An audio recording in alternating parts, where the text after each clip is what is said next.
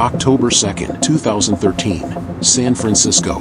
Inside the hushed silence of a public library, the air feels electric. Pages flip, keyboards clack, but in one corner, a storm is about to break. Federal agents move quietly through the aisles, disguises in place, waiting for the signal. Their target isn't a cartel boss with guns or a mobster with blood on his hands.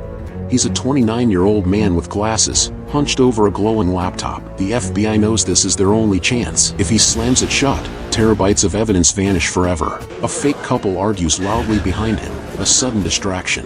In that split second, hands lunge for the machine. His eyes widen, frozen between fight and disbelief. How did a physics grad from Texas build the most dangerous marketplace the internet had ever seen? And what would it cost him to rule the dark web? Ross William Ulbricht wasn't born a criminal. He grew up in Austin, Texas, surrounded by sunlight, freedom, and ideas bigger than himself. A bright student, he loved science, graduated with a degree in physics, and was drawn to economics, particularly the radical libertarian belief that governments should not interfere in personal choice. To him, markets meant freedom, unchecked, unregulated, unchained. But Ross wasn't content with theory. He wanted to test it, to build a system that lived outside the reach of governments and corporations. Around 2010, he discovered two emerging tools: Bitcoin, a digital currency without banks, and Tor, a network that made users anonymous. To Ross, they weren't just technologies. They were the foundation of a revolution. In 2011, he coded a new website. He called it Silk Road. To the uninitiated, it looked like an Amazon for the shadows: drugs, fake IDs, hacking services. But to Ross, it was something else entirely. Proof that free markets could thrive without law, without limits. The world, however, would soon call it something else: a billion-dollar criminal empire. At first, Silk Road was a whisper, hidden behind layers of encryption, accessible only to those who knew how to pierce the shadows of the dark web. A simple interface, a marketplace with listings, ratings, and escrow payments. But what made it revolutionary wasn't its design. It was its promise: total anonymity. Sellers could ship LSD, heroin, or MDMA through the mail, and buyers could pay in Bitcoin, leaving no paper trail. For the first time in history, crime had a customer support system.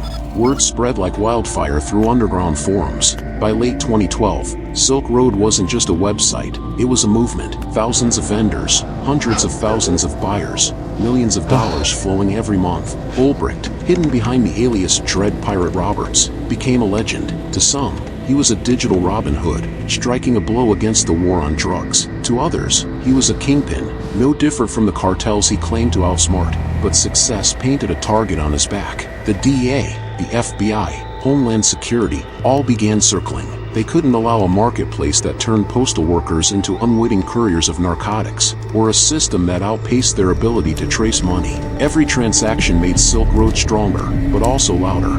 And with every new user, Ross Ulbricht's freedom tipped closer to expiration. The chase had begun. By 2013, Silk Road was no longer a secret corner of the internet. It was a billion-dollar machine, and every law enforcement agency in the world wanted it dismantled.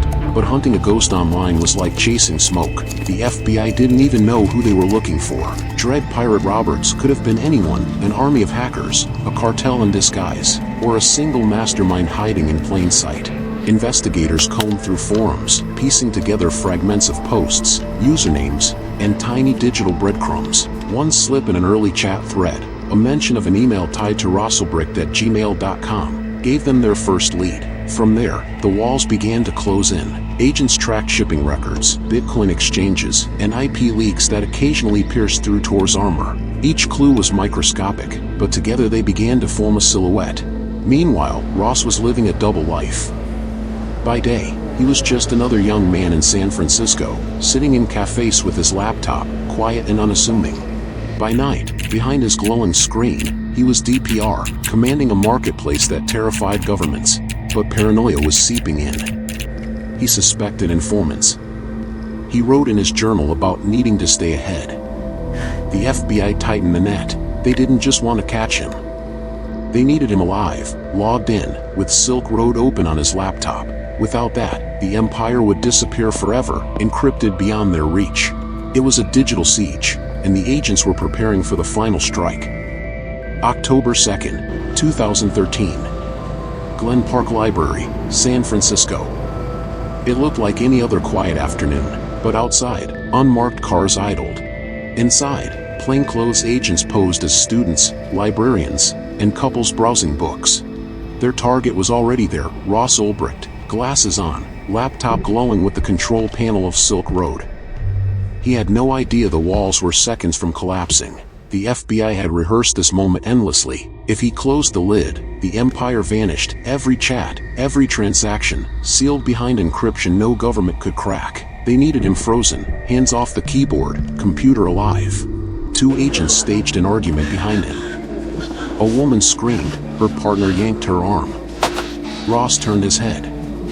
That was the opening. Another agent lunged forward, yanking the laptop before his fingers could react. A swarm of hands pinned him to the desk. Federal agents. Don't move.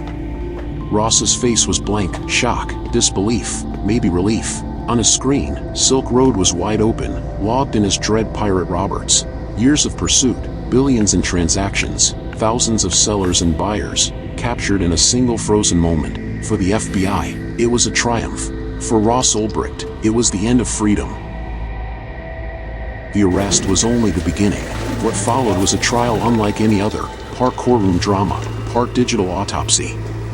Prosecutors painted Ross Ulbricht as the architect of an empire of vice, a man who had unleashed an uncontrollable flood of drugs, fraud, and crime onto the world. They showed chat logs where DPR spoke of running Silk Road like a CEO. They introduced journal entries pulled from his seized laptop, where Ross wrote about building an economic experiment that could change the world. The defense countered, Ross was a dreamer, an idealist caught in over his head, not a kingpin. They argued he wanted to create a free market outside government control, not a den of poison. Friends testified to his gentle nature, his belief in nonviolence.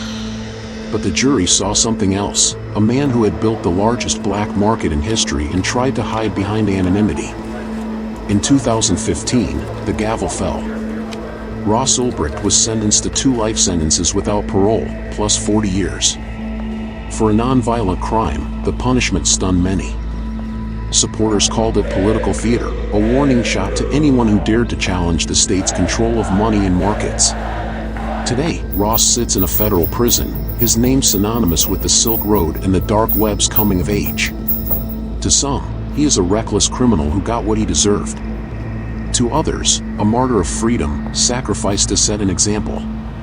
But one truth lingers in the silence. A 29-year-old with a laptop and an idea managed to outwit governments, reshape crime, and rewrite what power looks like in the digital age, if only for a moment.